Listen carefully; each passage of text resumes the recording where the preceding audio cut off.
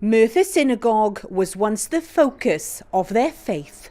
They now live in Cardiff, but Mervyn Joseph and Stephen Hamilton worshipped here as children in the 1950s.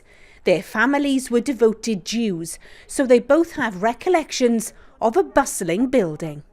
The services were held very regularly, so that all the Jewish festivals were celebrated here every Saturday and a Friday night. I can remember, although it's a long time ago, when I was 13 and bar mitzvah, that the service was here and you had to say your piece, which was, and people from around would come. It's been a long time since the synagogue saw those important days, but for Stephen it's important to see it back in use. The Hamiltons were very much instrumental in keeping the community vibrant and the services functioning. And I just feel it would be very sad if suddenly this building, this beautiful, beautiful building, became obsolete. It was constructed in a rare Gothic style, unheard of for synagogues in the late 19th century.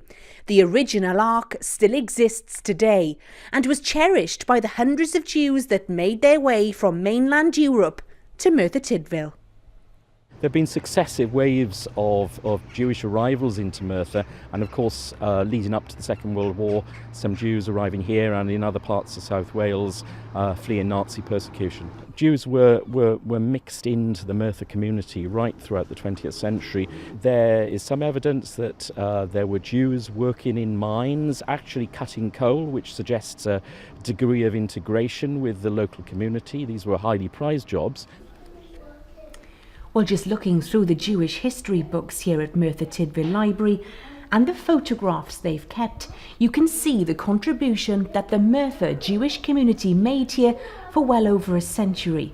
So that's why the idea of placing a Welsh Jewish heritage centre here has been mooted. Merthyr Synagogue is considered one of only two worth saving in Britain, but can it really be restored? We are currently undertaking research to test the vision. Is it valid?